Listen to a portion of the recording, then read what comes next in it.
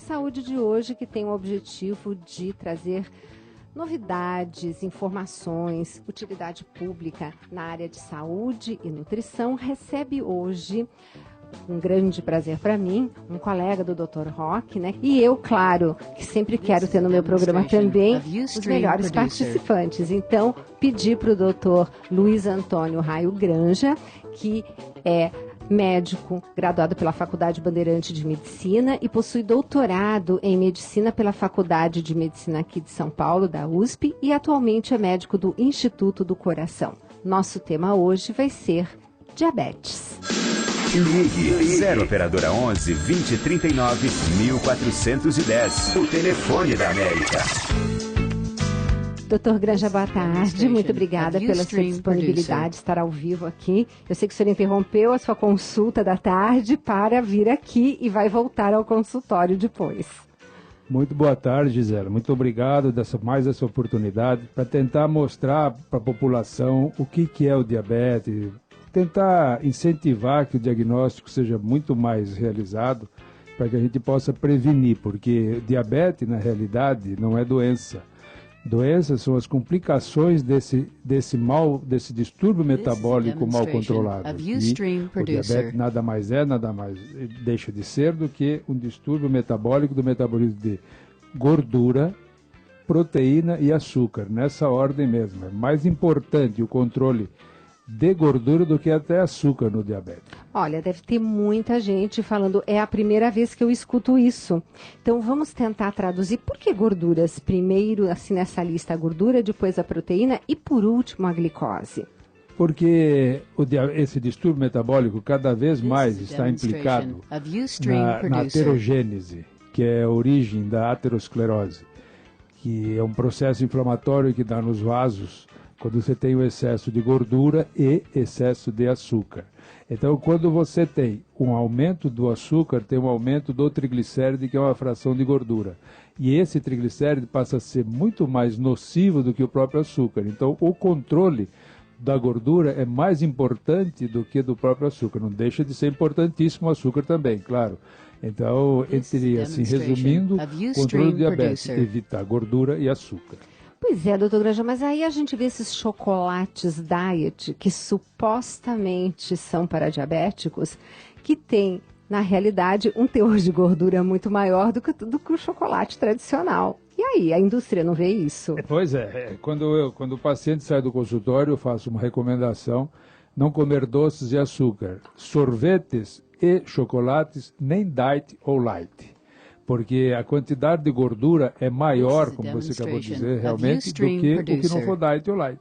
É preferível, por exemplo, chupar um picolé de fruta do que tomar um sorvete de creme diet, que é uma coisa bárbara a quantidade calórica que tem de gordura. É uma bomba atômica no organismo. E a gordura saturada ainda, com muita gordura trans, etc., para poder dar liga, porque senão, Exato. Senão não tem liga. Né? E como o senhor mesmo disse, inflamação é o que mais tem que ser combatido, né? É o que mais tem que ser combatido, em todos os níveis. E a inflamação, quando ela é no vaso sanguíneo, você observa que ela é a economia humana inteira. Então, não tem... É desde o vaso cerebral até o vaso da retina, do olho, até o vaso do rim, até o vaso peniano no homem, etc., que deixa tudo isso daí já vem a vir a complicação do diabetes. Então, esse processo inflamatório, que é a origem da aterosclerose, no diabetes ele é muito mais exacerbado, né? Doutor Granja, o que o senhor acha assim, mais importante? É o diagnóstico precoce, né? Sem dúvida, o diagnóstico precoce é muito importante, porque quando aparecerem os sintomas do diabetes, bastante interessante essa observação, quando eles aparecem, a pessoa já tem um distúrbio de metabolismo de açúcar 10 a 15 anos antes do que apareceu o sintoma. Então, é por isso que ele é denominado um diabetes silencioso, é um distúrbio metabólico silencioso.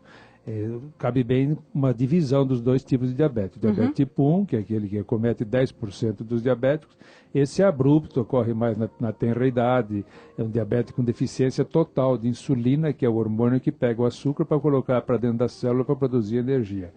Já esse tipo 2, que é o mais insidioso, mais lento e vagaroso, ele surge mais na fase após os 40 anos de idade, na fase adulta, tem muito mais hereditariedade, está muito mais ligado à obesidade, e ele é bastante insidioso e lento o aparecimento dos sintomas, que os sintomas são beber muita água, urinar muito, ter muita fome e emagrecimento. Essa tétrade, que é pólis, que nós chamamos, ela é muito mais característica no tipo 1 abruptamente do que no tipo 2.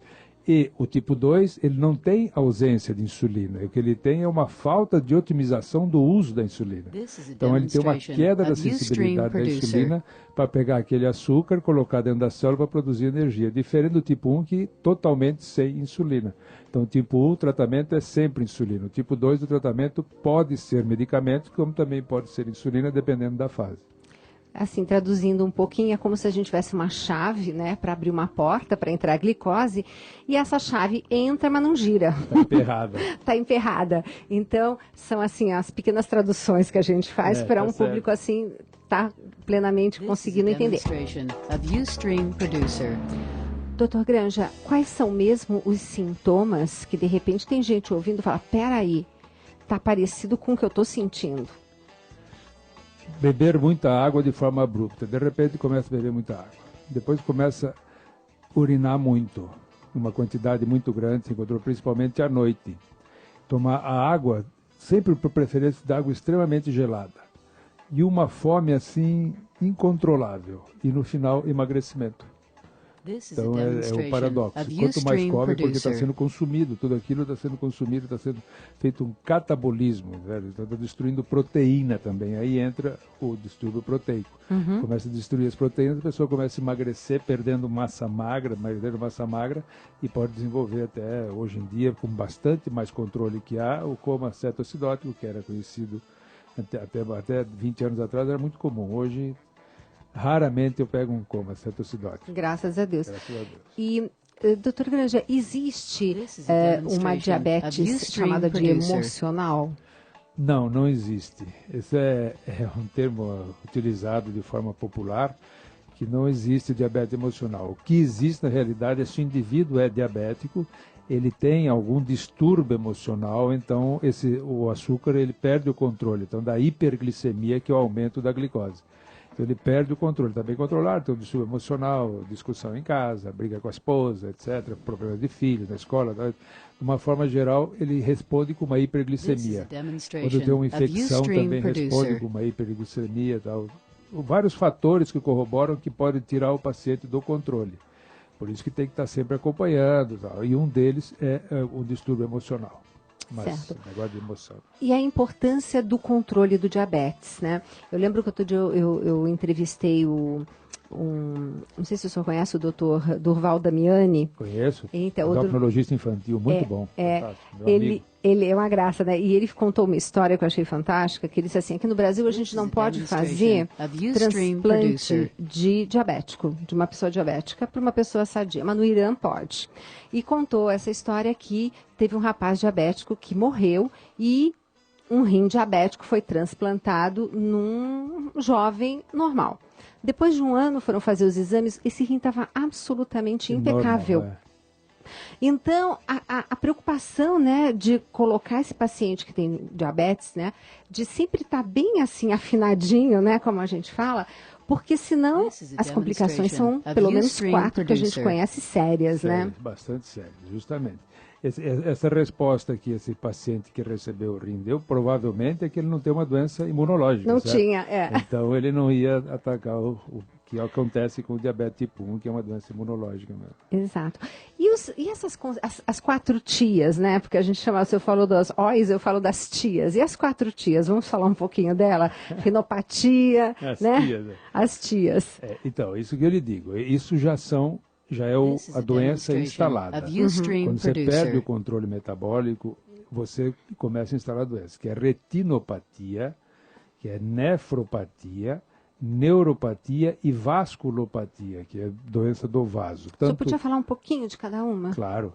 A retinopatia é quando você tem um excesso de glicose circulante por um período muito longo, ele acomete os vasos sanguíneos que irrigam o olho, a retina, E aqui existe uma glicotoxicidade que a própria glicose ocasiona, lesando os vasos, fazendo um processo inflamatório nos vasos, tá? E podendo até levar, inclusive, a cegueira, se não for bem cuidado. A nefropatia, analogamente, é da mesma forma que age nos vasos menores dos rins.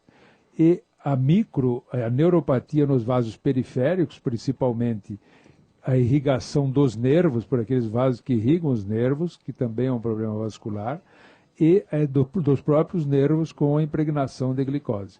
Existem uns corpúsculos que se formam quando tem um excesso de proteína que se liga com excesso de glicose, perdão, que se liga com proteína, e esses corpúsculos são inertes, eles não são reabsorvíveis, eles ficam circulando e são extremamente danosos. Eles fazem parte da evolução desse quadro.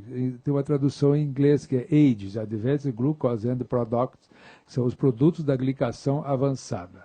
Eles são a caramelização, aquele ovo que passa em cima do pão doce na padaria, aquele amarelo, aquilo é um AGEs, aquilo é uma caramelização. Então, você come AGEs, o macarrão, por exemplo, com creme de leite, vira um AGEs que você come e é absorvido esse AGEs também.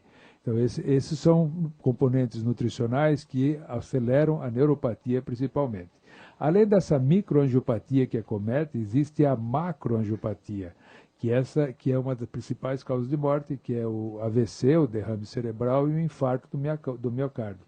Acomete os vasos de maior grande calibre e que pode levar ao infarto, à isquemia cerebral, etc., que é uma das principais causas de morte do diabético, que é realmente a principal causa de morte diabética. Só para ter uma ideia, dos pacientes que entram no INCOR, nós fizemos um levantamento em 2000, mais ou menos, 40% deles eram diabéticos no pronto-socorro, ou não sabiam que era feito o diagnóstico naquele momento, ou estavam em estado hiperglicêmico e que tinham infartado. Então, é um número, a literatura mostra 32%, mas a nossa casuística lá deu 40%, é um número muito alto, muito importante.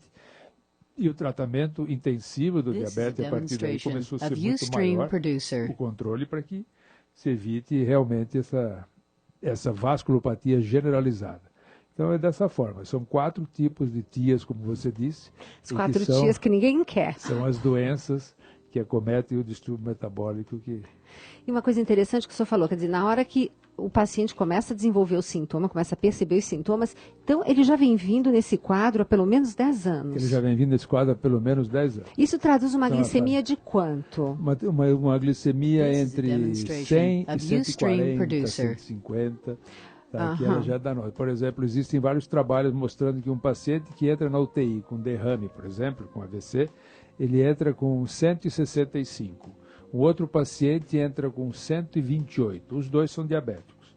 Então, demonstra que aquele que entrou com 165 terá uma comorbidez maior, tá? Ele ficará mais tempo na UTI e terá sequela maior do que aquele que entrou com nível menor. É muito importante o controle, que deve ser feito, acordar até 120, 125, o paciente diabético, e passar o dia no máximo até 140, 150. Tá. Esses são números ótimos de controle. E no caso das pessoas que estão ouvindo o programa e falam, ai meu Deus do céu, será que eu estou nesse grupo? Como que as pessoas podem estar tendo acesso a essa informação? A gente sabe que nós estamos num país que não não é tão simples assim um serviço de check-up, né? Que o check-up é sempre o ideal da gente estar anualmente vendo como é que está a nossa saúde. Mas o que a gente pode estar sugerindo, então, para esse ouvinte fazer? Para tentar, então, saber como está a sua glicemia? Os postos de saúde hoje, eles estão oferecendo bastante atenção a esse respeito. Certo. Eu me lembro que em 1980, acho que faz tempo, isso, 88, dei várias palestras pelo Brasil demonstrando a importância do diagnóstico do diabetes e do controle mais acurado. Naquela época ainda não existia ponteirideiro, estava sendo esse exame que se faz, né, estava sendo introduzido. Tá. Então nós chegávamos nos rincões do país, ninguém conhecia, a gente sempre falava nos cinemas das cidades. E a partir desse momento, que foi um trabalho em nível populacional brasileiro, a partir desse momento começou a aparecer a diagnóstico muito mais acurado, o controle maior, e os postos de saúde oferecem isso. Então, acho que o indivíduo deve procurar o posto de saúde mais próximo da casa dele. Tem bastante atenção sobre o controle. Ele pode chegar e dizer, eu quero saber como é que está a minha glicemia. E eles vão fazer, sim, sem dúvida alguma. Eles ótimo. Se então, vamos incentivar as pessoas a terem essa conduta, né? Sem dúvida. Então, e a partir de que idade? A partir dos 40 anos. 40 anos. A partir dos 40 anos, eu acho que já pode começar pelo menos uma vez por ano, principalmente hoje com o advento dos fast food, desses alimentos nocivos, tá? Infelizmente está tendo diabetes do tipo 2 até em criança. Está crescendo muito. This is a demonstration of Ustream Producer. Apanágio somente do diabetes tipo 1, não, agora está sendo o tipo 2, está aumentando muito em crianças. Então, o que mais me espanta é ver que hoje os filhos estão com expectativa de vida menor que a dos pais. Pois é. Isso eu acho assim, é chocante.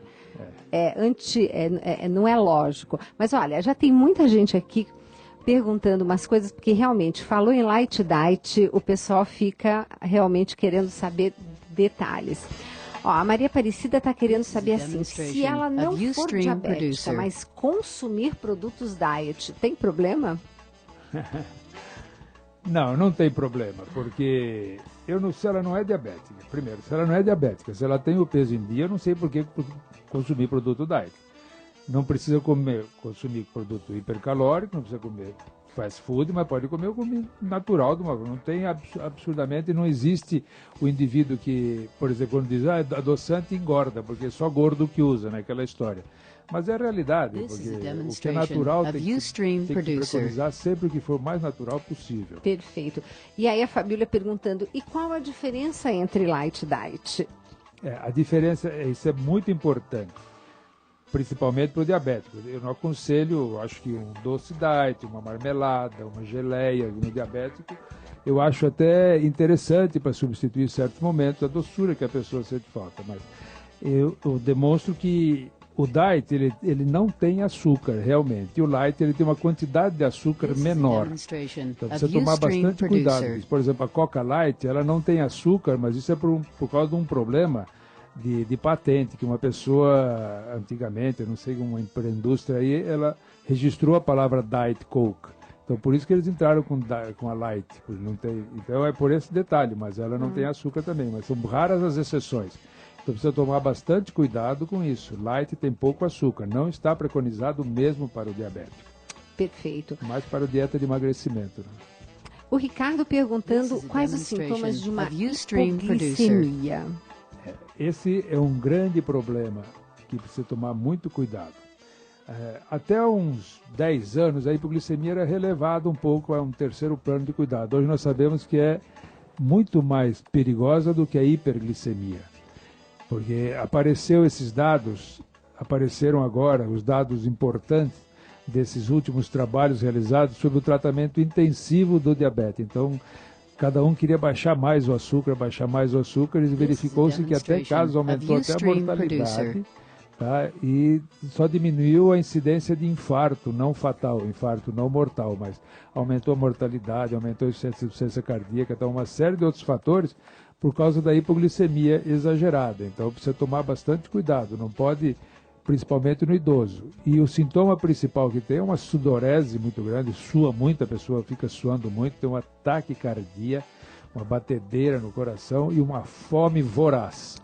Esse o momento que precisa tomar bastante cuidado e já tentar comer uma fruta, uma banana, uma fruta extremamente rica em carboidrato livre, para que possa reverter, ou se não até açúcar, etc. E avisar, sempre é bom andar com um bilhetinho no bolso, na carteira, dizendo que é diabético, que faz uso de remédio para baixar o açúcar, ou insulina, tá? Porque realmente precisa tomar bastante cuidado com a hipoglicemia. E aqui tem a Edneia falando, minha mãe tem diabetes, eu corro risco? Sim, se a sua mãe tem o diabetes tipo 1, o teu risco é bem menor, mas se a mãe tem o diabetes tipo 2, você já tem uma carga demonstrada. Há trabalho mostrando que pelo menos um pai sendo diabético, você já tem 25% de chance de desenvolver diabetes. Mas você precisa oferecer o leito para que isso ocorra. Uma vida sedentária, obesidade, uma série de outros fatores, mas a predisposição existe sim, maior do que a população em geral. E nesse congresso, o que teve de novidade? O que o senhor achou assim que o senhor poderia trazer assim? Olha, esses foram uns pontos assim que eu chamaria mais atenção. Existe um estado que se chama disglicemia, que é o estado, aquele estado em que a pessoa não tem o sintoma ainda de desenvolver a doença, que é o distúrbio da glicose. Então, essa entidade sendo trabalhada, e daí evita o aparecimento do distúrbio metabólico, do diabético, entendeu? Então, teve muito ênfase nesse sentido, que eu achei bastante interessante isso, então mostrando que teve um trabalho mostrando que mudança do estilo de vida é até mais importante do que o medicamento. E também a introdução de certos medicamentos específicos nessa fase evita o aparecimento de desenvolver o diabetes. Esse foi um ponto bastante interessante, que é uma prevenção. E o outro é a cirurgia dita metabólica, bariátrica, que estão falando muito para o diabetes. Então mostraram vários trabalhos, benefícios, etc., que todos merecem mais estudo, mais atenção, tem a sua janela de utilização, não pode ser banalizada, e realmente está mostrando que a cirurgia, emagrecer pela cirurgia tem um benefício maior do que emagrecer por dieta, por causa de mecanismos intrínsecos hormonais que ocorrem quando você faz a cirurgia. Então, aquela diabetes é uma doença intestinal, provavelmente de hormônios intestinais tem uma participação muito grande. Eu falo que intestino é tudo, eu chamo o intestino do nosso segundo cérebro. Mas é. E coração também. Mas olha, esse é o programa Mais Saúde. Hoje nós estamos entrevistando o Dr. Luiz Antônio Raio Granja e estamos aqui já indo para o nosso primeiro intervalo, né? E você fique à vontade, já temos participações aqui, pessoal do Brasil inteiro querendo saber mais sobre diabetes, hipoglicemia, e o que comer, e o que fazer, e exercício físico, mas tudo isso a gente vai falar agora no nosso próximo bloco.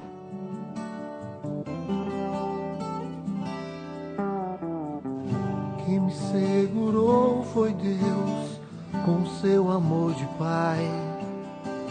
Demonstration of Ustream Producer. Foi Deus.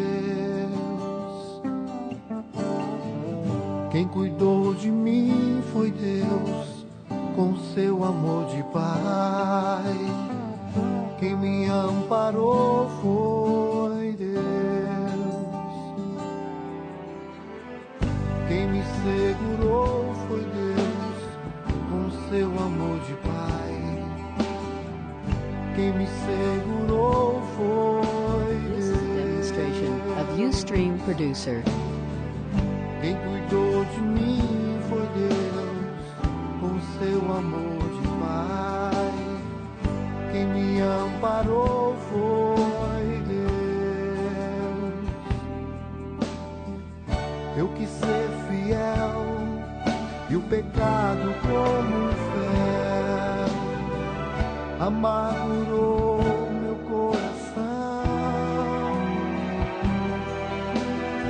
Daí eu quis fugir, da vida desistir, Deus não deixou. Quem me segurou foi Deus, com seu amor de Pai. Quem me segurou foi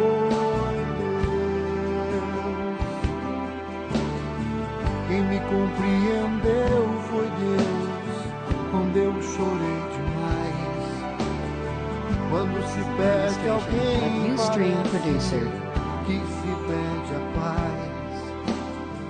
Ele também chorou quando Lázaro morreu e se compadeceu.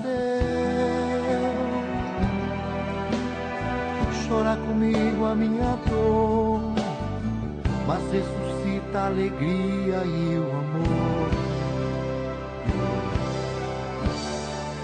Quem me segurou foi Deus, com seu amor de Pai. Quem me segurou foi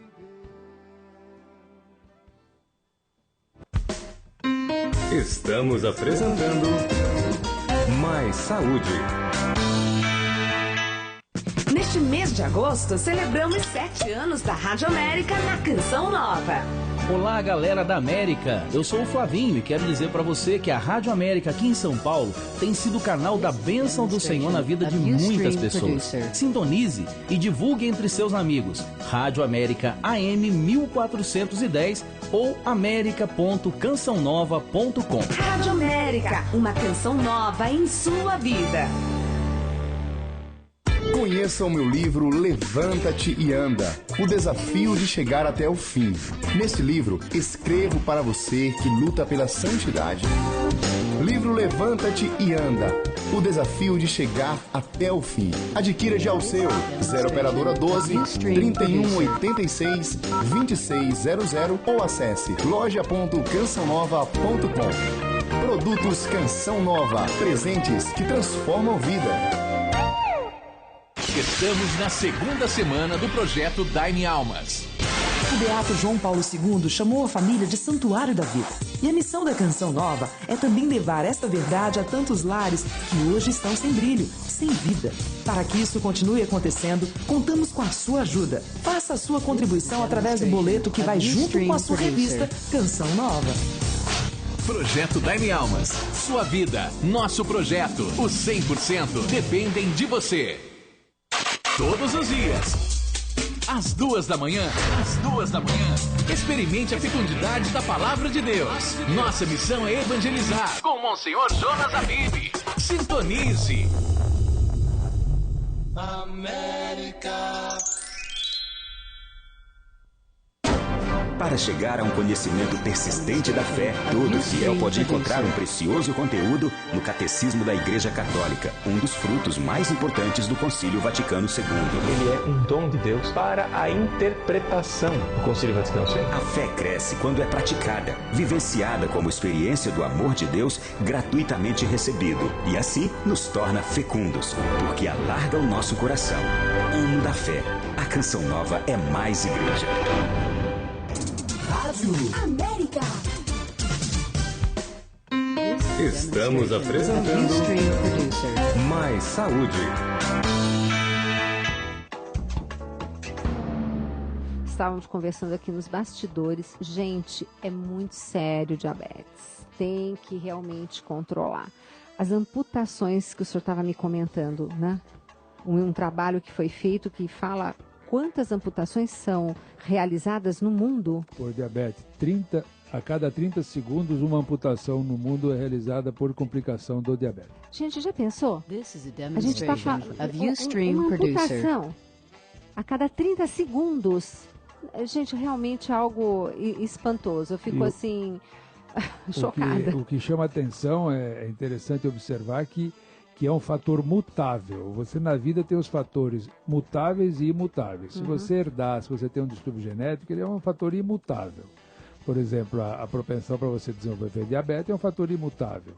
Agora, você deixar ele aparecer pode ser um fator mutável, se você tiver uma qualidade de vida melhor. Então, aparece essa incidência de mutações são porque são fatores mutáveis que não foram mexidos, entendeu? Então, é um diabetes mal controlado. Ponto. O senhor concorda que um fator genético teria, assim, estaria na ordem de 25% e 75% estilo de vida é que faria disparar ou não esse gatilho? Eu colocaria 15 contra 85. Opa! Mais importante ainda, orientação nutricional, mais importante de tudo. Se você não oferecer o leito, ele não desenvolve mesmo. Porque uma vez desenvolvendo, é inexorável o caminho. Tá Começou, mas você pode muito bem evitar. Como eu estava explicando para você anteriormente, acho que foi acho que eu já falei, né, no ar, era sobre a prevenção da transformação em diabetes, daquela fase de desglicemia, fase pré-diabetes. Então, se você controlar essa fase com exercícios, principalmente, e alguns medicamentos que já se usa, até metformina, que está utilizando você pode evitar o aparecimento do diabetes. Gente, metformina você compra como genérico lá por R$1, né? R$1. E olha, gente, é R$1. É uma droga fantástica. Mostraram trabalhos também mostrando auxílio ao câncer. Olha. Diminui a incidência de câncer de próstata, de câncer de fígado, de pâncreas. Então, gente, olha, hoje você tem informação, o doutor Granja está falando, vai para o posto, pede para verificar sua glicemia. E olha, tem várias formas de você controlar. Tem programas que nem o nosso aqui, que estão aqui para trazer informação. E vamos falar um pouquinho só de alimentação? O que o senhor colocaria assim como aquele detalhe importante, né, no quesito alimentar? Que tipos de alimentos que o senhor gosta mais que o seu paciente utilize? O que o senhor preconiza mais? Eu costumo dizer que nunca longe impossível é um lugar que não existe, né? Como é que é? Nunca longe impossível é um lugar que não existe, porque você vai conviver com o controle metabólico, com o controle alimentar para sempre, para ter um bom controle metabólico. Gente, é orar e vigiar, está na Bíblia. Isso, perfeitamente. E o mais importante é que essa orientação nutricional não é só para o diabético, ela deveria ser para casa de uma forma geral. Porque o diabético ele teria a alimentação mais saudável que todos devem ter. Nós temos a população brasileira, nós brasileiros temos uma refeição fantástica, arroz, feijão, o bife, a salada, o tomate, é muito importante a batata cozida, não precisa ser frita, né? Não precisa ser frita, mas isso realmente compõe um fator nutricional básico de tudo, de carboidrato, proteína e lipídio, que são necessários para o dia a dia. Então, o que eu recomendo é evitar a fritura, evitar as carnes gordas. Tá? Às vezes eu começo por aí, eu sempre começo pela gordura. Evitar os cremes, as natas, os chantilly, etc. Mesmo produtos diet ou light, tipo sorvete, tipo chocolate, evitar dessa forma. Essa palavra evitar, abolir, eu não gosto de usar essa palavra. O ideal é, por exemplo, na clínica o paciente vai toda semana, depois vai a cada 15 dias, a gente vamos dando as informações para ele, tentando educá-lo do ponto de vista nutricional, que isso que é o ideal, para que ele possa administrar todos os alimentos que estão ao seu redor a cada dia. Então, é sempre evitar esses grandes danos com açúcar, bebida alcoólica de forma moderada, o vinho, por exemplo, faz muito bem, protege o vaso, tem vários trabalhos já mostrando isso.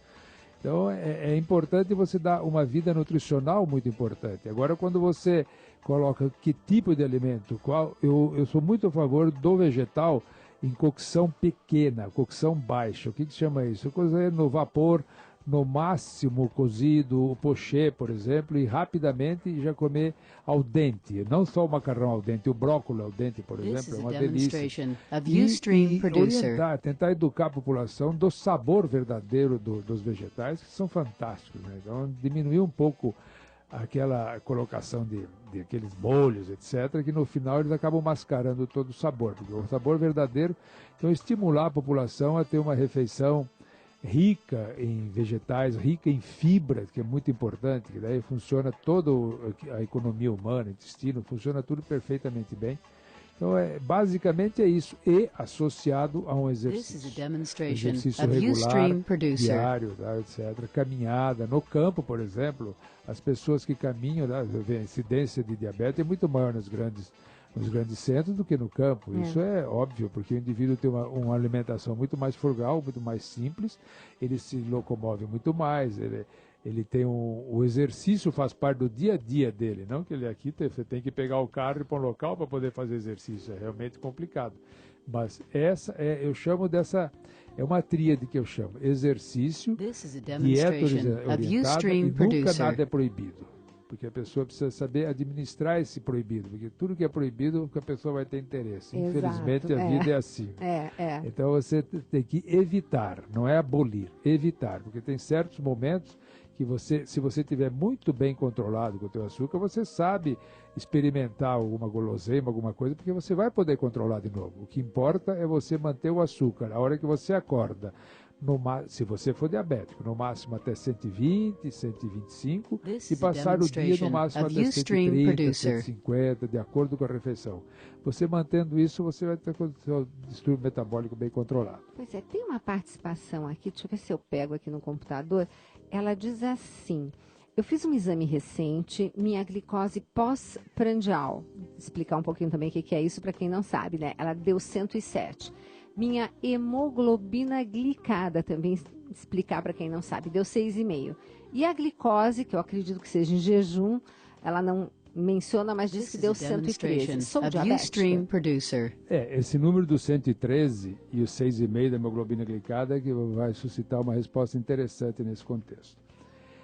Até 2003, era considerado não diabético até 110. agora baixou até 99, então em jejum. Então se o indivíduo tem de 100 a 126 em jejum, ele é considerado em período desglicêmico, entre aspas, pré-diabético.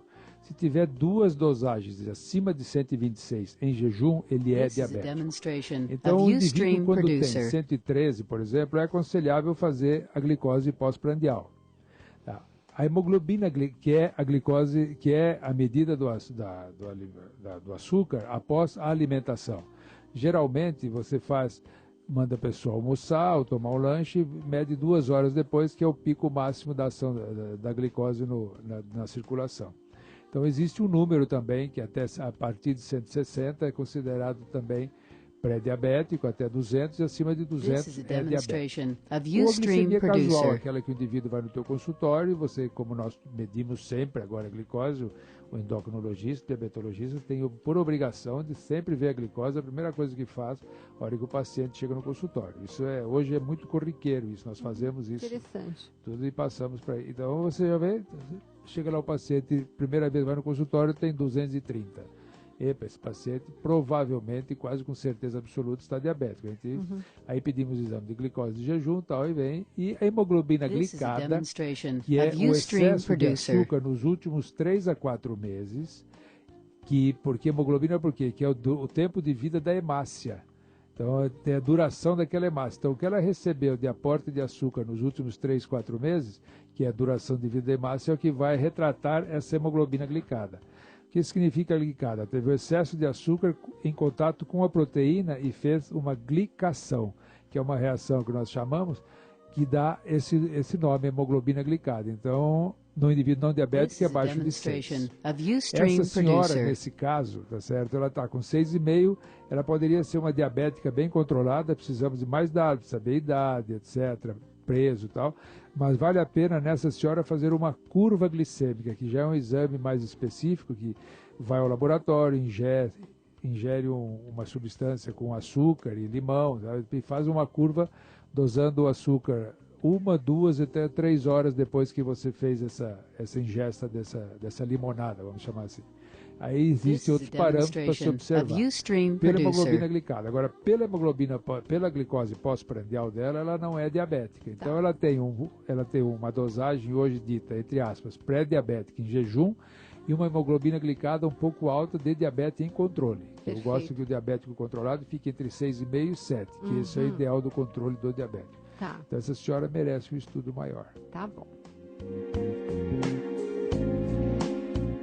Aquela pessoa que tem os seus 70 anos, já toma medicamento há uns 30 para ficar controlando esse açúcar. E aquele medo, será que eu vou precisar ainda um dia na minha vida usar insulina? Como é que é essa resposta? É a grande insulina. Graças a Deus que existe insulina. Um breve relato histórico. Em 1923... Quando foi isolado a insulina, até lá a diabetes era uma doença fatal. Era uma doença fatal. Os primeiros tratamentos para diabetes eram jejum absoluto. O nome diabetes, desde a época do serviço, significa passar através de. É um sifão. Então urinava sem parar a pessoa, né? E mellitus é porque era doce. Eles provavam a urina e sentiam que a urina era doce e que juntava um monte de mosca, entendeu? Então, é daí que surgiu essa palavra. Então, o Hipócrates, por exemplo, receitava jejum, receitava jejum, Hipócrates receitava jejum absoluto para o indivíduo. Então, era uma coisa criminosa, lógico, mas era o primeiro tratamento. Dieta de aveia, tudo, e tentava se controlar, mas as pessoas com diabetes tipo 1, por exemplo, viviam no máximo 10 anos. Então, com o advento da insulina, aí sim que houve uma melhoria muito grande no controle, daí foi a purificação da insulina, daí começaram os medicamentos. E esses medicamentos que existem hoje nada mais são do que insulina, porque eles agem da seguinte forma: vão no pâncreas e estimulam a produção de insulina. Ou vão naquele receptor, naquela chave que está emperrada para a insulina agir, e azeitam aquela chave, trocam a fechadura, ou melhoram a sensibilidade da insulina. Então o tratamento é sempre insulina. E cada vez nós estamos vendo que a insulinização mais precoce do indivíduo precisamos acabar com a inércia, por exemplo. Vamos esperar mais um pouquinho para ver se vai melhorar. o indivíduo está lá entre 150, 200, fazendo controle, dieta e não abaixa disso. Vamos esperar 200, 250. Vamos esperar mais um pouquinho, mais um mês, dois. Essa inércia dos médicos precisa terminar. E precisa desmistificar esse assunto sobre a insulina. Dizendo que insulina cega, que insulina que causa amputação. Por quê? Porque a hora que o indivíduo começa a usar, ele já está muito complicado, compreendeu? Então ele já está numa fase muito final. Então tem que se usar o mais precocemente possível a insulina.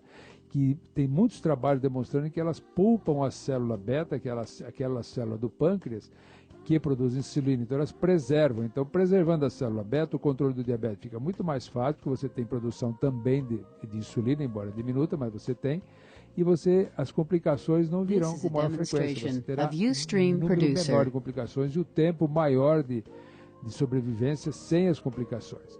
No caso desse senhor, ele já tem há 30 anos, provavelmente ele deve estar numa fase de começar a utilizar a insulina. Então, para as pessoas com 70 anos, a dose de insulina é bem pequena, antes do jantar, etc. Controle muito melhor, porque existem antigamente os hipoglicemiantes de ação prolongada, que é aqueles que ficavam liberando a insulina o dia inteiro, eles dão muita hipoglicemia, porque o indivíduo tinha liberação de insulina o dia inteiro e na ausência de alimento. Então, eles dão muita hipoglicemia. Então, eles também são muito perigosos. Então, às vezes, a insulina, de uma forma ajeitada, dá uma qualidade de vida maravilhosa. Eu tenho um paciente, um senhor, que me procurou até sogro de um médico amigo meu, me procurou há alguns anos, acho que há uns 10 anos, faz uns 10 anos que ele está comigo, ele tinha 80 anos. E ele fazia uso de vários hipoglicemiantes, vivia tendo hipoglicemia, estava extremamente magro, ele é um senhor alto, ele estava pesando uns 60 e poucos quilos, 1,80 m, então muito magro, e o diabetes entre 200 e 250, e ninguém dava insulina para ele. Eu insulinizei esse senhor, tá? Hoje ele tem 90 anos, ele recuperou o peso, ele tem uma vida fantástica, nem percebe que tem diabetes, então, muito importante. Então ele foi insulinizado naquele momento, embora tardio, mas ainda e não teve nenhum problema. Então, às vezes, é o momento importante de se insulinizar, porque a expectativa de vida está aumentando muito, né? A população está crescendo muito, está envelhecendo, está morrendo muito mais tarde. Então, essa população merece toda a atenção. E é uma coisa interessante que depois dos 75, 80 anos, a incidência da doença cardiovascular diminui um pouco, né? Porque os vasos sanguíneos já estão quase todos calcificados, então é como se fosse um cano, né? Um cano de cobre quando o sangue está circulando e não tem muito problema de entupimento. Mas mesmo assim vale a pena realmente fazer a insulinização de forma precoce. Então vamos assim, combater esse preconceito. É um preconceito, é um né? preconceito, essa é a palavra, é um preconceito. E o culpado desse preconceito, na maioria das vezes, é o próprio médico. Médico. Se você não fizer a dieta direito, se você não tomar o médico, eu vou te passar a insulina. Parece que é castigo. É um castigo. Bom, continuamos aqui com as perguntas. Meus avós paternos e minha avó materna, quer dizer, ambos os lados, né, têm o diabetes tipo 2. Aí a mesma pergunta. Será que no futuro eu posso ter? Eu faço exames semestralmente e nunca tive glicose elevada, mas eu estou precisando tomar cuidado, né? Ela tem uma hereditariedade, ponto. Ela precisa verificar qual o peso dessa senhora, que tipo de vida que ela leva, certo? Se ela tiver uma vida saudável, tranquila, e qual a idade que ela tem hoje? 28 anos, então é uma menina ainda, né? Então ela tem... Se ela levar uma vida saudável, etc., eu acho que ela não vai ter problema de desenvolver diabetes. A Fátima perguntando, eu tenho hipoglicemia, eu posso vir a desenvolver diabetes? A hipoglicemia, existe a reação hipoglicêmica, vamos dizer, a reação é uma ação ao algo que foi acometido, certo? Então, por exemplo, o que faz com que aumente a insulina? É a glicose, certo? Ou você come açúcar, ou você come carboidratos que se transformam em açúcar, os alimentos que se transformam em açúcar, vão ao pâncreas, o excesso deles sinaliza, fala, está precisando de insulina. O pâncreas libera insulina e vai pegar aquele açúcar e jogar para dentro da célula para produzir energia. No jejum, quem faz isso é o fígado. Ele produz açúcar e vai, porque nós não vivemos uma fração de segundo sem açúcar. Nossa. Isso é muito importante. Nosso cérebro? O cérebro, graças a Deus, não precisa de insulina para absorver açúcar. A permeabilização é livre. Então, de uma forma ou de outra, é o açúcar quem comanda. Então, se você tem um distúrbio nessa fase de secreção de insulina, ou, por exemplo, libera muito insulina e você tem uma reação hipoglicêmica à alimentação, pode já ser um prenúncio que está tendo algum problema em nível da sensibilidade da insulina. Você está produzindo muita insulina a mais do que deveria. Então, às vezes, é um sinal de pré-diabetes, sim. Tá certo. E olha, tem uma pergunta aqui da... Bom, várias pessoas mandando e-mail, elogiando o programa, que a pauta está ótima. Inclusive, uma perguntando, mas como é mesmo o nome daquele remédio que o Dr. Granja falou que também é bom para câncer? A metformina. Mas olha que interessante, a Lígia Regina disse assim, ela é diabética, faz uso de medicação, metformina e glibenclamida. Só que a glicose dela fica oscilando entre 130 e 150. E ela diz assim, ela não está muito alta, mesmo tomando as medicações? Qual a idade dela? Não fala, né? As bonitinhas não mandam idade, peso, altura, mas tudo bem, dependendo da idade e até que está num controle bom. Eu não gosto de usar glibenclamida, que é daquele tipo de secretagogo crônico. Fica jogando insulina o tempo inteiro.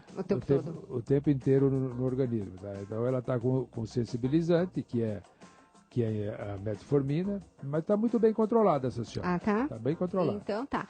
E a Marlene, que diz que está com 329 de triglicérides, e diz que a médica dela falou que ela tomasse cuidado, porque isso já é um índice para ter diabetes. Essa daí, vamos ver como é que é. É interessante.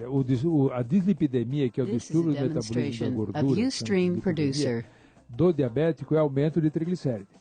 Certo? Então, o diabético, quando ele está descompensado, ele tem aumento de triglicéridos, ele não tem aumento de colesterol, ele não tem queda. O HDL é baixo também? Não tem queda de HDL. Ah, não? Não tem, quase não mexe com o HDL, nem o LDL, tá certo? Mas o triglicérido dele é bastante alto porque é totalmente dependente do açúcar. É aquela comunicação açúcar, triglicérido e insulina que existe, certo? Então, ela pode ser que, tudo bem, seu triglicérido é alto, você tem uma qualidade de vida aceitável, você está oferecendo leito para você desenvolver o diabetes. Se você tiver alguém na família com diabetes, você pode vir realmente a desenvolver. Essa é uma das formas de se desenvolver diabetes. Certo. Sem dúvida alguma, está correta a informação. Perfeito. Então, tomar cuidado mesmo. Bom, aí tem sempre aquelas perguntas básicas. Tem algum chazinho, algum medicamento caseiro, alguma coisa que possa ajudar? O medicamento caseiro, como eu lhe disse, é a dieta bem orientada. Quase crus, a alimentação com grelhados, o arroz, o feijão, evitar os fast foods, evitar o açúcar livre, evitar gorduras, os produtos diet light de sorvete, chocolate, essas coisas. Isso é o contexto geral. Agora existe o chá de carambola, o chá de folha de maracujá, a insulina, o Iacon, etc. Eles têm um poder hipoglicemiante, mas não sustentado. A própria canela. Eu não tenho visto, por exemplo, se você, pelo amor de Deus, nunca deixe o teu medicamento para utilizar somente isso. Ele, como um coadjuvante, eu acho que vai muito bem. Principalmente porque está substituindo alguma guloseima que o indivíduo poderia estar ingerindo naquele momento, entendeu? Perfeito. Aquele cafezinho com açúcar, vai dar um chazinho de canela, olha que maravilha. Tá isso. Bom, o que o senhor gostaria de deixar, doutor Granja, como mensagem, assim, para a nossa população, aproveitando esses últimos instantes, assim, nesse espaço aqui do Mais Saúde, que está indo, assim, por esse Brasil afora? Primeiro, eu quero agradecer muito essa oportunidade de poder tentar contribuir e divulgar por toda a nossa população brasileira a importância que existe no diagnóstico precoce do diabetes. Isso é muito importante. Como eu mesmo lhe informei, né, já existe, antes de aparecer aqueles sintomas característicos, que é beber muita água, urinar muito, comer muito e emagrecer, já existe alteração na glicose 10 a 15 anos antes do aparecimento desses sintomas. Então, é muito interessante o indivíduo fazer o diagnóstico precoce. mesmo nessa fase do pré-diabetes, entre aspas, que dá para combater, que dá para, com uma orientação dietética, nutricional adequada, dá para que ele consiga evitar que apareça o diabetes.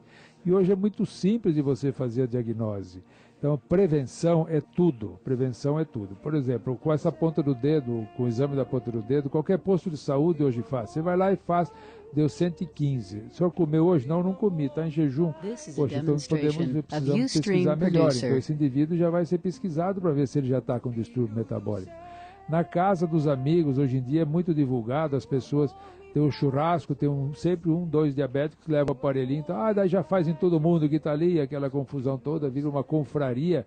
Fala, você também tem? Olha, eu tenho, tal. A gente recebe paciente, eu fui lá na festa lá e fizeram, eu não sabia que tinha, até chega no consultório com 300, 350 e não sabia que tinha. Você faz uma analogia, paciente é diabético há 20 anos e não sabe. Então, ainda só 50% da população sabe que tem diabetes.